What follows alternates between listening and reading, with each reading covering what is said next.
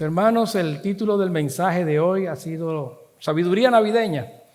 Y estamos usando el término Navidad adrede, y bastante, y mucho, porque ahora mismo hay una tendencia en la cultura occidental, sobre todo, a borrar toda influencia, comenzar a borrar la influencia del cristianismo. Y para no ser ofensivos a otras creencias, entonces lo que muchos pretenden decir es felices fiestas. Pero ¿cuáles son las fiestas? Bueno, que Cristo no nació en Navidad, en diciembre. Es cierto, compramos ese punto de que la historia, las condiciones climáticas, según el relato, etcétera, no apuntan a que Cristo nació en un diciembre. No había las condiciones climatológicas para eso. Pero lo cierto es que el que pone el arbolito, el que pone el nacimiento en diciembre, la fecha antes de Cristo y después de Cristo, se refieren a que en un momento en la historia Cristo nació. Y eso es innegable. No importa la cantidad de regalos que se compren en los moles, no importa la cantidad de fiestas, no importa el tiempo de ocio, los bombillitos, todo eso es un tiempo muy alegre. Aquí en República Dominicana arranca desde octubre, creo que es, y más sabor navideño, ¿verdad? Todo ese tipo de cosas y el ambiente festivo y de jolgorio, pero hay algo más profundo. Si nos quedamos solamente en un espíritu festivo y de fiesta que no sabemos para qué es, se está perdiendo el relato de la Navidad. Y hoy nosotros quisiéramos proponerle que viéramos en Mateo capítulo 2, voy a estar leyendo de la NBLA, vamos a ver varios grupos y varios personajes, pero vamos a hacer énfasis en un grupo de magos que aparecen en este relato. Gente misteriosa, que yo espero que no sea tan misteriosa al final del mensaje. Dice Mateo capítulo 2.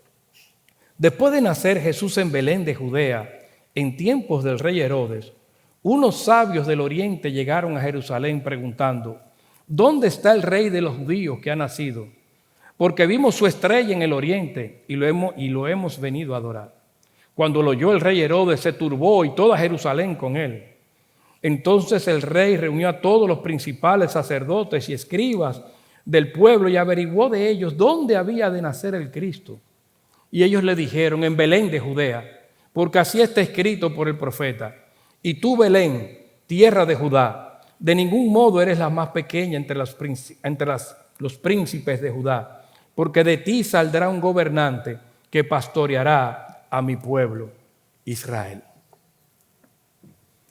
Así comienza el Evangelio de Mateo después de presentar la genealogía de Cristo y el nacimiento de Cristo. Después de nacer Jesús en Belén de Judea, en tiempos del rey Herodes. ¿Quién era este rey Herodes? Porque aparece. Es alguien fundamental, principal, protagonista, pudiéramos decir, de esta historia. El rey Herodes venía de una familia, su padre y él, ambos reyes de Israel, habían sabido sortear una serie de situaciones en el mundo que les tocó. De hecho, Flavio Josefo se refiere a él diciendo lo siguiente: Herodes era capaz, astuto y cruel. Fue un hombre de gran ferocidad contra todos los hombres por igual y esclavo de su pasión. Augusto César decía, el emperador romano: prefiero ser un cerdo de Herodes que uno de sus hijos. ¿Y por qué? Bueno, estos personajes, tanto su padre como él, supieron nadar en diferentes aguas. Y nadar en esas aguas y estar en el poder en los tiempos del Imperio Romano, la verdad que había que ser una gente. República Dominicana decimos que se comen una caja de bacalao y escupen los clavos. Eso era más o menos el rey Herodes. Una gente hábil, un zorro. De hecho, a uno de sus hijos el Señor le dijo: ir y decirle a esa zorra. Era una gente que podía flotar en cualquier agua. Esta gente sobrevivieron a Julio César, a Pompeyo, a Octavio, a Marco Antonio y a Cleopatra, a todo el mundo, los cepillaron a todos. Y ellos ahí, estando pegados en cualquier gobierno, teniendo buenas relaciones en cualquier gobierno. Ellos sabían ser opositores, o mejor dicho, opositores, no, en aquella época no. Ellos podían estar con este rey que era enemigo del otro, y cuando subía el otro enemigo, de alguna manera se las ingeniaban para estar en buena también con el que sube. Nunca estuvieron en malas con ningún rey y siempre fueron favorecidos. Era un hombre que creía en la cultura helenística, fomentó la cultura helenística, pero se casó con una descendiente de la línea asmonea, que era una línea real, vamos a llamarlo así, de Israel, para poder cubrir su pasado gentil. Acuérdense que los gentiles son todos aquellos que no son judíos y no eran bien vistos por los judíos. Entonces este hombre no era bien visto por los judíos por su pasado gentil. Un hombre que mató a la suegra, a la esposa, a sus hijos, a sus amigos y a todo lo que respirara que se lo pusiera o que él entendiera que aspiraba a su trono. Un hombre que fue constructor. Con esto no quiero hacer ninguna referencia a ningún político dominicano, la verdad, que me vino. Pero era constructor, la verdad, y trajo esplendor a Jerusalén. El gran templo fue él que lo comenzó a construir, etc. Y ya al final de sus días, él falleció, según Flavio Josefo, cerca de los 70 años, de múltiples males que lo pusieron en condiciones muy críticas. Entonces esto quizá ocurrió cuando él tenía quizás 68, 69 años, siendo ya viejo. De hecho, era tanto el odio que tenían por Herodes que él pensaba que nadie lo iba a llorar cuando él se muriera. Y por eso reunió a muchos nobles y gente de renombre, los metió presos y dijo, ya cuando él veía que su muerte se acercaba, que los mataran a todos. Porque él decía, si no lloran por mí, por lo menos se llorará el día de mi entierro. Pero hay que llorar. Ese era el calibre de este hombre. Y este hombre ya con 68, 69 años, recibe la visita de unos sabios que le dicen, ¿dónde está el rey de los judíos que ha nacido?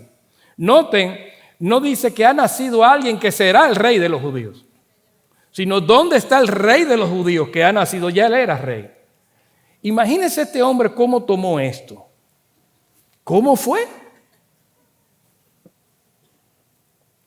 Pero tú estás en un palacio real. Yo no sé si te has dado cuenta porque está en el cargo soy yo. ¿Que dónde está el rey de los judíos? De ahí la turbación. Dice que el rey, que cuando él oyó esto, que estos magos llegaron, él se turbó y toda Jerusalén con él. Hubo un estado de mente, que como es descrita esta palabra o en el original, la turbación es el estado de mente de aquellos con miedo y perplejidad, asombro, indecisión, sorpresa. Fue algo sorprendente. Yo me imagino que la ciudad también estuvo en expectativa. ¿Y ahora qué va a hacer este hombre? Yo me imagino que comenzó a cortar cabeza. No se sabe lo que iba a hacer. Temor. ¿Qué sabían Herodes y los eruditos y cómo lo usaron? Noten que en todo esto nosotros vamos a estar viendo que Herodes y los eruditos judíos sabían mucho, pero aplicaron muy poco para bien. Esta gente sabía mucho, pero aplicaron poco para bien. ¿Qué sabían Herodes y estos eruditos? Bueno, la primera noticia que le llegó de los magos, que era el rey de los judíos que había nacido. Él entendió perfectamente esto, porque miren, cuando él reúne a los eruditos, él averiguó de ellos dónde había de nacer el Cristo. O sea, él sabía que el rey de los judíos era el Cristo. De hecho, los eruditos le dijeron claramente que era en Belén de Judá que iba a nacer. O sea, ya tenía el sitio. Y también, cuando citan a Miqueas, ellos le dan algunos títulos a este Cristo, a este rey de los judíos. Dice que era un gobernante y un pastor. Más adelante Mateo nos revela en el versículo 15 que era su hijo, hijo de Dios. Entonces ellos sabían perfectamente que estaban hablando del Mesías, del Cristo, del Hijo de Dios, que era un gobernante, que era un pastor y que había nacido en la ciudad de Belén, un pueblito pequeño. Todo eso lo sabían. Ahora, ¿para qué la usaron? Los escribas, ninguno dijo, cuando vieron que era en Belén, ninguno de ellos dijo, vamos a adorarle. El mismo Herodes dijo, miren, él determinó, comenzó a preguntar cuándo habían visto la estrella que ellos dicen que estaban siguiendo, para calcular más o menos la edad, pero para no hacer la pregunta directa. Dice, ¿desde cuándo ustedes vieron esa estrellita? Cuéntenme. Y cuando ustedes averigüen bien dónde está esa casa, díganmelo, para que yo también vaya y le adore. Un zorro, un político con experiencia, la verdad. Un hombre que sabía cómo moverse en todos estos ámbitos, cómo truquear, cómo usar las palabras, cómo moverse ahí en los recónditos para alcanzar su objetivo. Yo me imagino también los eruditos, los escribas y los fariseos, que quizás viendo lo que estaba aconteciendo, que el Mesías estaba naciendo en Belén, quizás ellos no querían tirarse en contra a Herodes. Ellos dirían, bueno, si es el Mesías, él se defenderá. Dios lo defenderá. Mejor guardemos nuestras ropitas. Hay que saber nadar y guardar la ropa, ¿verdad? Vamos a recogernos ahora. Vamos a dejar que esto pase, porque no es el tiempo de estar como muy en el medio. No es el tiempo de estar muy en el medio. Y yo no estaba ahí, yo no puedo afirmar eso, ¿verdad? Yo siempre digo que estoy un poco viejo y acabado, o mucho, pero no llego hasta allá. O sea, yo no estaba ahí. Pero me imagino que algo así pudo haber acontecido. Y ahí tenemos la reacción de gente erudita y gente con revelación específica, particular, que eran las Escrituras, que tenían conocimiento de las Escrituras, no vacilaron en dar una respuesta, sabían quién era que estaba naciendo y sabían dónde estaba naciendo. Y lo único que hicieron fue tratar de crear un complot para asesinar, apatía, autoconservación. Eso fue la reacción de este grupo de personas, todos pertenecientes al pueblo de Dios, de manera nominal al menos. Pero aparece este otro grupo, que fue el que trajo todo este revoltorio. Los sabios, dice Mateo. Algunos otros textos dicen los magos. Y la verdad que cualquiera de las dos traducciones es correcta. Lo que pasa es que el término mago al día de hoy se asocia con magia. Y aunque pudo haber algunos de ellos que supieran alquimia y este tipo de cosas, algunos trucos, pero ese no era el fuerte de los magos. Ese no era el fuerte de los magos. También yo sugiero que nos quitemos la imagen tradicional que tenemos de los 3 santos reyes magos. Yo en esta semana conversaba con un filósofo y erudito dominicano, amante de la cultura, el pastor Reinaldo Logroño. Y él, oye Reinaldo, no me creen. Y él decía que él solamente tenía un problema con los reyes, con los 3 santos reyes magos, que ni eran 3, ni eran santos, ni eran reyes, ni eran magos.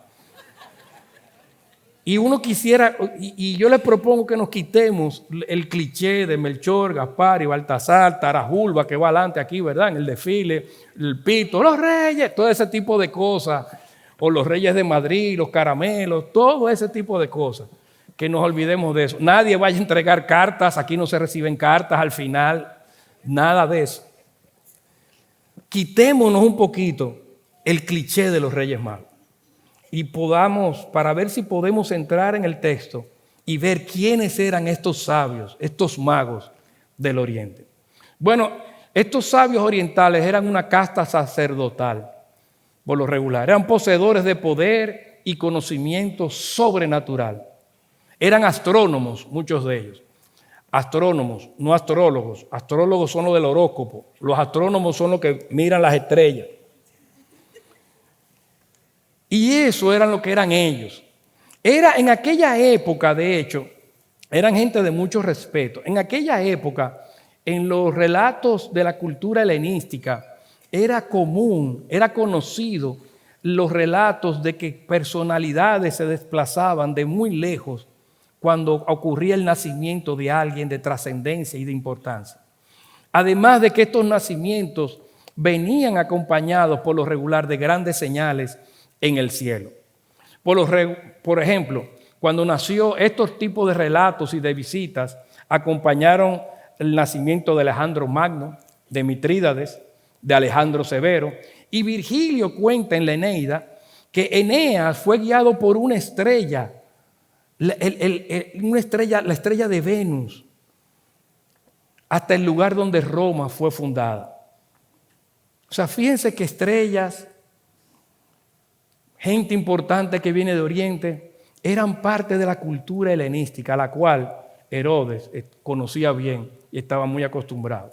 Además de que alguien de ese nivel es muy raro que no conociera la Eneida del poeta Virgilio, muy difícil. Y ahí es donde está el relato de que Eneas fue guiado por esta estrella hasta el lugar donde Roma fue fundada. La tradición rabínica también señalaba que fenómenos similares se vieron en el cielo cuando nacieron Abraham, Isaac y Moisés.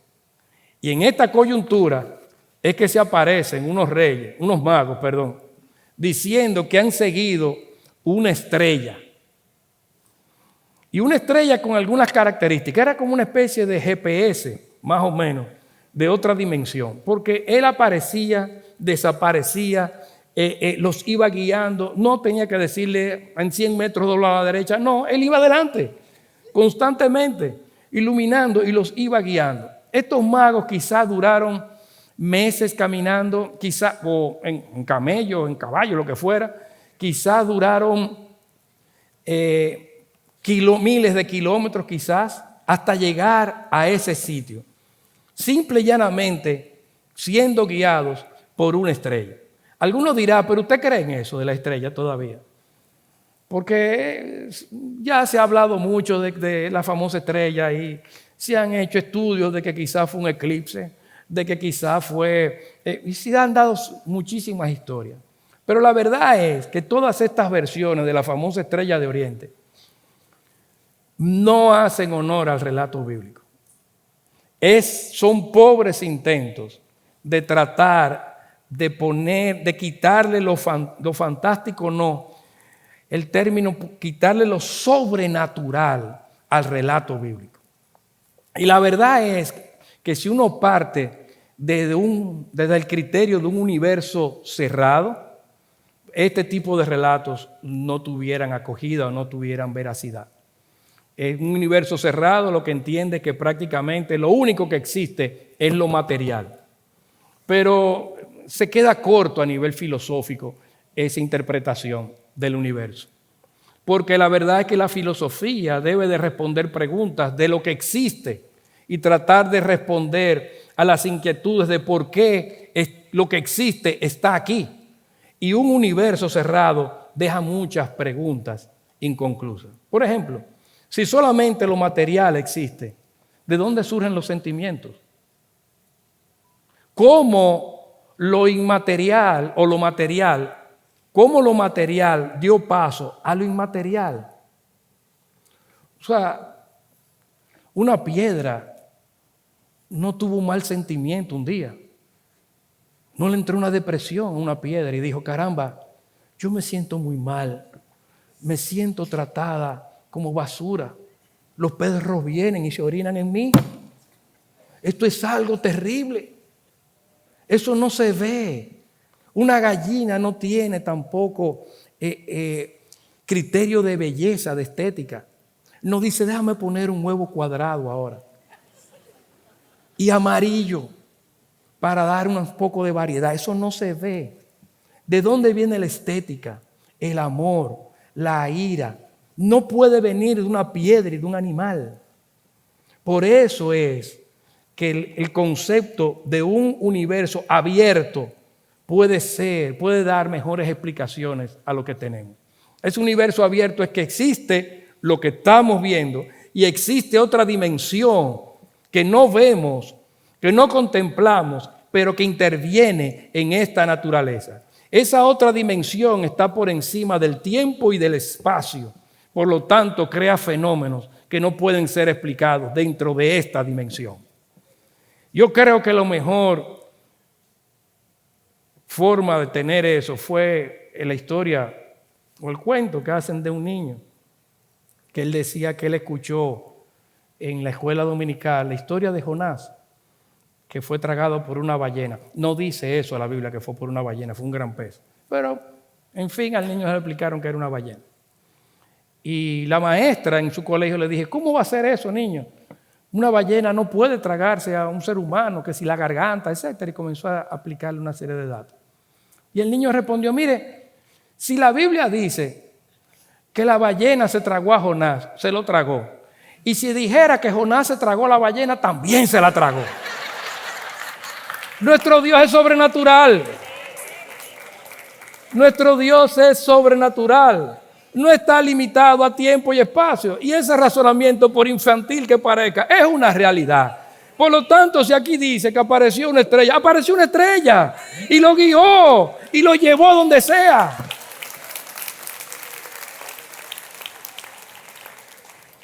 Si el cristianismo no fuera sobrenatural, ¿a dónde quién vamos a acudir cuando tengamos cáncer? Cuando se muere un familiar, cuando tengamos un problema grande que no podemos resolver. ¿A nuestras fuerzas? No, a las fuerzas sobrenaturales que están por encima de esta creación. Al Dios que controla los cielos y la tierra. Al Dios que hace que el clima esté bien cuando usted tiene que viajar en un avión. Al Dios que hace que usted pueda pasar en una canoita, en una selva, teniendo remolinos de un lado y del otro y con el motor dañado. Claro que sí. Al Dios que resucita muertos. Se pasó, pastor. El Dios que resucita muertos. Hasta ahí no. Que no. Miren, para muestra un botón, yo no sé si la cámara va a poder tomar esto, pero si aquí alguno de los que está aquí estábamos muertos en nuestros delitos y pecados y hemos sido resucitados por la sangre de Cristo y el poder de Dios, por favor levante la mano. Poder de Dios. Es más fácil usted pararse en un cementerio, frente a una tumba y decirle, levántate, que nosotros hayamos venido a arrepentimiento y a conversión. Muertos resucitados. Poder. Si hay algo que tiene el cristianismo es que es sobrenatural. Ahora, estos magos, ¿de dónde vinieron? ¿Quién le explicó lo de la estrella? La verdad es que hay muchas teorías. A mí me gusta una. En Daniel, capítulo 2, versículo 48, dice lo siguiente. Entonces, está hablando de un rey de Babilonia. Entonces el rey engrandeció a Daniel y le dio muchos regalos espléndidos y le hizo gobernador sobre toda la provincia de Babilonia y, ojo, jefe supremo sobre todos los sabios de Babilonia. Y en Daniel capítulo 4 versículos 9 dice, oh Belsasar, que es de Daniel, jefe de ¿qué? De los magos. Ya que sé que en ti está el espíritu de los dioses santos y que ningún misterio te confunde. Era alguien que revelaba misterios y fue hecho jefe de los magos y estuvo en varios imperios, en el de Babilonia y en el de Persia, y fue el profeta Daniel. Daniel tuvo la profecía también de las 70 semanas, donde se calculaba la venida del Mesías príncipe. Yo no estaba ahí. Es una hipótesis, pero habrá dejado Daniel algún tipo de enseñanza que se multiplicó a nivel de oralidad y fue traspasada de siglo en siglo hasta que llegó a donde estos magos. No sabemos. Pero la verdad es que coincide que Daniel fuera jefe de los magos y que estos magos tuvieran cierto conocimiento del Mesías príncipe. Lo otro que hicieron estos magos, además de viajar por tanto tiempo, dice en el versículo 9 de Mateo capítulo 2, después de oír al rey, los sabios se fueron y la estrella que habían visto en el oriente iba delante de ellos. Noten que es algún fenómeno sobrenatural que estamos hablando. Una estrella que va delante. Hasta que llegó y se detuvo. ¿Cómo que se detuvo? Algo sobrenatural. Y se detuvo sobre el lugar donde estaba el niño. Cuando vieron la estrella se regocijaron mucho con gran alegría. Y entrando en la casa, vieron al niño con su madre María y postrándose lo adoraron. Presentaron obsequios de oro, incienso y mirra. Aquí nosotros estamos viendo gente que son gentiles, valga la redundancia, vienen de lejos, vienen con lo mejor de ellos, cargados con tesoro, y se lo ofrecen al niño. No se nos dice que hicieron algo más. Después de haber caminado por tanto tiempo, lo único que hicieron fue venir y adorar con gozo, con alegría y con todo lo que tenían encima. Eso fue lo que ellos vinieron. Esto recuerda Isaías 60, versículos del 1 al 6. Miren cómo describe lo que acontecería en el futuro. Y recuerden que las profecías pueden tener cumplimiento en diferentes momentos de la historia. Levántate, resplandece, porque ha llegado tu luz, y la gloria del Señor ha amanecido sobre ti. Porque tinieblas cubrirán la tierra y densa oscuridad los pueblos. Pero sobre ti amanecerá el Señor, y sobre ti aparecerá su gloria. Y acudirán ¿quién? Las naciones a tu luz, y los reyes al resplandor de tu amanecer. Levanta tus ojos en derredor y mira. Todos se reúnen y vienen a ti. Tus hijos vendrán de lejos y tus hijas serán llevadas en brazos. Entonces lo verás y resplandecerás, y se estremecerá y se regocijará tu corazón, porque vendrá sobre ti la abundancia del mar, las riquezas de las naciones vendrán a ti. Y el versículo 6, traerán oro e incienso. Traerán oro e incienso. Era parte de cuando este relato de la venida de Dios, de este Mesías príncipe, cómo vendrían de naciones lejanas con tesoros a ofrecer. Inclusive habla de oro y de incienso. Y aquí estaban estos magos de Oriente que están en la casa del niño trayendo estas cosas, estos tesoros, y poniéndoselo a la orden. Noten algo. El versículo 11, y lamento para los que hacen belenes y ponen nacimiento, quizá el versículo 11 le trunche un poco la versión. Dice, entrando en la casa. No dice el pesebre. No dice el pesebre. Dice entrando en la casa. ¿Por qué en la casa? Bueno, después de mucha consulta y después de mucho estudio, dice que entrando en la casa, porque fue en la casa. No le demos más vuelta, no hay pesebre. Ya la historia del pesebre había pasado. De hecho, si ustedes recuerdan el relato de cuando cuando los padres de Cristo fueron a presentarlo al templo, ¿qué fue lo que ofrendaron? Tórtolas, palominos, porque eran pobres. Eran pobres. Y eso se pasaba alrededor de los 40 días después de nacido. Pero si la visita de los magos hubiera sido antes de esos 40 días, hubieran tenido oro, o sea, que daba para un corderito, pero no tenían cosa alguna. Eran pobres. Aparentemente los magos no habían pasado por ahí. Todavía no había caído el doble. no había pasado por ahí. Sin embargo, quizás ya sería 40 días, 50, 2 meses y medio, 3 meses, ya un niño que podía ser cargado. Bueno, ser cargado para mí, porque por lo regular cuando están recién naciditos, a mí me da miedo, uno cree como que se van a desarmar. Pero ya era como alguien más durito, ¿verdad? Y ahí aparecieron ellos. ¿Por qué? ¿Por qué ese oro? ¿Para qué ese oro?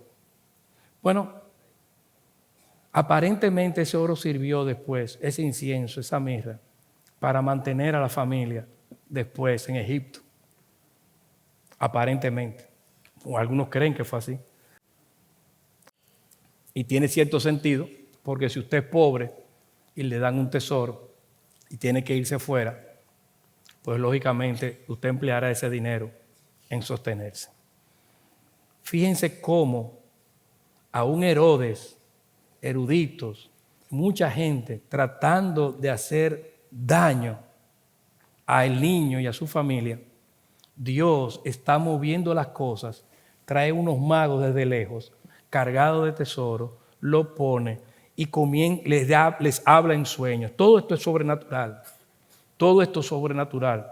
En el versículo 9 nosotros vemos una estrella. En los versículos 12, 13 y 19 hablamos de sueños, de ángeles que hablan y que se manifiestan.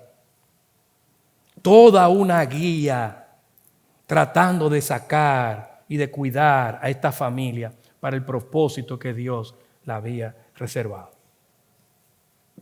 Incluyendo a estos gentiles que venían desde bien lejos con una muy poca información. Muy poca información tenían ellos, pero la supieron utilizar bien. Tenemos, por un lado, a los judíos que tenían mucha información, pero no la usaron para bien. Y por otro lado, tenemos este grupo de gentiles que vino de lejos con poca información, quizás un fenómeno atmosférico, un fenómeno astronómico y una tradición oral probablemente, y ya con eso ellos utilizaron esa información para mucho bien. Mi hermano querido, si nosotros estamos, no sé si alguien aquí está pasando por alguna tribulación, angustia o problema, si Dios cuidó así a su Hijo, también puede cuidar así de nosotros. Y eso es parte de la sabiduría navideña que nos traen los magos. Mira, de cualquier manera, de cualquier forma, por cualquier vía, Dios sigue teniendo control de todas las circunstancias y de todo lo que ocurre para el beneficio de sus hijos. Quizás no sea el medio o la respuesta final que uno quisiera, pero sí tenemos que recordar que como vivimos en un universo abierto, Dios trabaja para la eternidad, no para la temporalidad. Hay personas que han fallecido, pero han traído a otros a Cristo por ese fallecimiento. Entonces son muertes que son para vida, no para destrucción. Hay enfermedades que han traído personas a conversión. Han sido, aunque sean catastróficas, pero son enfermedades que Dios la ha usado para que personas se conviertan. No sabemos por qué eso, pero el futuro tuyo y mío está en las manos de Dios y Él conoce lo que va a ocurrir. Como sabía que Herodes iba a perseguir también al niño, como sabía que iban a tratar de matar a todos los niños de 2 años para abajo que había en Belén y alrededores, eso lo sabía y estuvo manejando las circunstancias para proteger al niño. ¿Qué conclusiones podemos ir sacando de todo lo que estamos hablando? La primera que les propongo que analicemos a la luz de todo lo que hemos visto es que el conocimiento teórico de las Escrituras no lleva necesariamente a hacer el bien.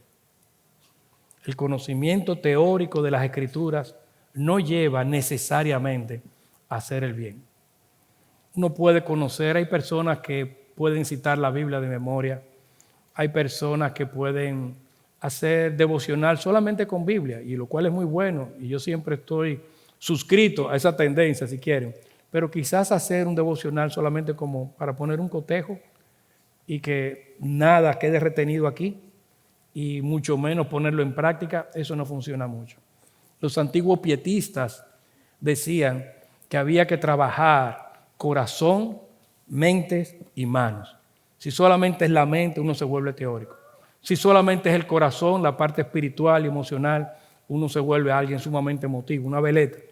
Y si solamente es parte práctica, pues uno tendría una especie como de evangelio social. Tiene que haber las tres cosas: corazón, mente y manos. Si leemos algo y no lo practicamos, no estamos entendiendo que la Biblia es un manual de vida.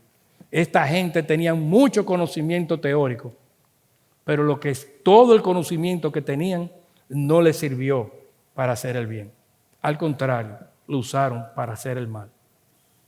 Pensemos en eso. Uno puede quizás decir, caramba, qué gente tan mala, pero muchas veces uno pudiera verse sorprendido buscando un texto de las Escrituras para decirle tres cosas al hermano, para que él sepa cómo es la cosa. La Biblia lo dice. Se cuenta que Moody una vez le dijo a Spurgeon se decía que fumaba tabaco, puros.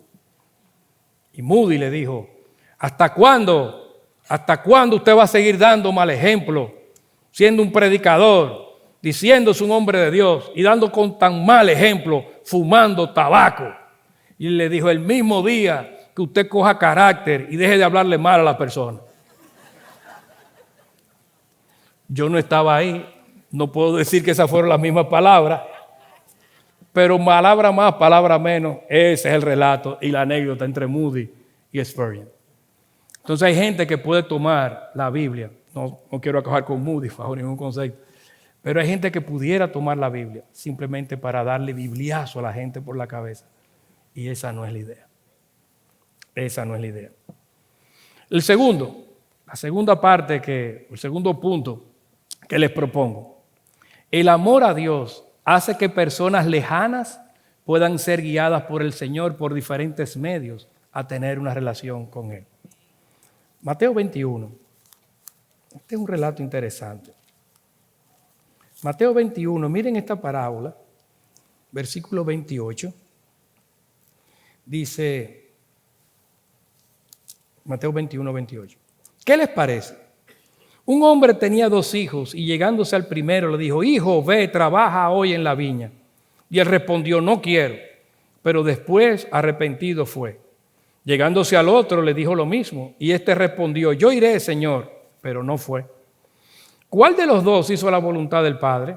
El primero, respondieron ellos. Jesús les dijo, en verdad les digo que los recaudadores de impuestos y las rameras entran en el reino de Dios antes que ustedes. Porque Juan vino a ustedes en camino de justicia y no le creyeron. Pero los recaudadores de impuestos y las rameras le creyeron. Y ustedes viendo esto, ni siquiera se arrepintieron después para creerle. El amor a Dios hace que personas lejanas puedan ser guiadas por el Señor por cualquier medio o por diferentes medios para tener una relación con Él. Quizás aquí hay alguien, nos está oyendo alguien que quizás tenga un pasado muy oscuro o un presente muy negro, alguien que quizás haya vendido drogas, alguien que quizás sea mafioso, alguien, no sé, cualquier tipo de cosa. Pero yo recuerdo inclusive a alguien, un capo colombiano que me dijo en una ocasión, yo no visito una iglesia porque las cosas de Dios se respetan. Y yo he matado mucha gente o he mandado a matar. Él decía que él había matado directamente o mandado a matar más de 100 personas. Dice, cada vez que uno mata o manda a matar a alguien, algo se le rompe por dentro. Por lo tanto, las cosas de Dios se respetan. Ya yo no tengo salvación. Eso dio la oportunidad a predicarle el evangelio. Porque a gente como él es que vino a salvar el Señor Jesucristo. Gente como tú y como yo también, mi hermano querido. Gente como tú y como yo. Él vino a salvar, a buscar lo que se había perdido. El que está sano no tiene necesidad de médico, dice Lucas 5, sino aquel que está enfermo. Por lo tanto, no importa lo profundo que puedas considerar tu enfermedad, hay solución en Cristo Jesús. Lo tercero que les quisiera sugerir es que miren que la revelación general no contradice a la particular. O sea, todos estos fenómenos y todas estas cosas sobrenaturales que estaban sucediendo iban acorde con las profecías dadas en las Escrituras. Hay gente, por ejemplo, que comienza a buscar algún tipo de señal para hacer algo que está contrario a las Escrituras. Si ya está señalado que es contrario, no lo busque, porque está claramente revelado. Apareció un dinero. ¿Me lo robo o no me lo robo? Para yo poder solucionar este problema. No te lo robes porque dice claramente no robará. ¿Qué parte de no robará tú no entendiste? ¿Eso está claro? Entonces la revelación general, cualquier fenómeno, cualquier idea sobrenatural, no contradice. Si viene de Dios, no contradice las Escrituras. Aquí nosotros no creemos tampoco en brujería, ni estamos defendiendo el castillo de Hogwarts, ni a Gryffindor, ni a Harry Potter. Es algo totalmente diferente. Totalmente diferente. Por último, noten que la historia de la Navidad es un legado hermoso del cristianismo. No lo perdamos. No lo perdamos. Ningún feliz fiesta. ¡Feliz Navidad! Gocémonos. Es una historia hermosa, sobrenatural, de salvación, de inclusión verdadera, una verdadera inclusión. Todos los malos podemos encontrar salvación en el Señor. Es tiempo de gozo, de alegría, de regocijo. Es verdad que podemos alegrarnos con el puerquito, con el cerdito, con los regalos, todo eso está bien, pero hay algo que trasciende y es esta historia de la salvación de Dios. Por lo tanto, mis queridos hermanos, para concluir con sinceridad de corazón, les quiero desear a todos y a los que nos ven una feliz Navidad tengan todos. Dios me los bendiga. Gracias por acceder a este recurso. Espero que haya sido de gran bendición para tu vida. Te sugiero que te suscribas a este canal de forma que tú puedas recibir notificación la próxima vez que hayamos subido un nuevo recurso que pueda servirte de instrucción y bendición.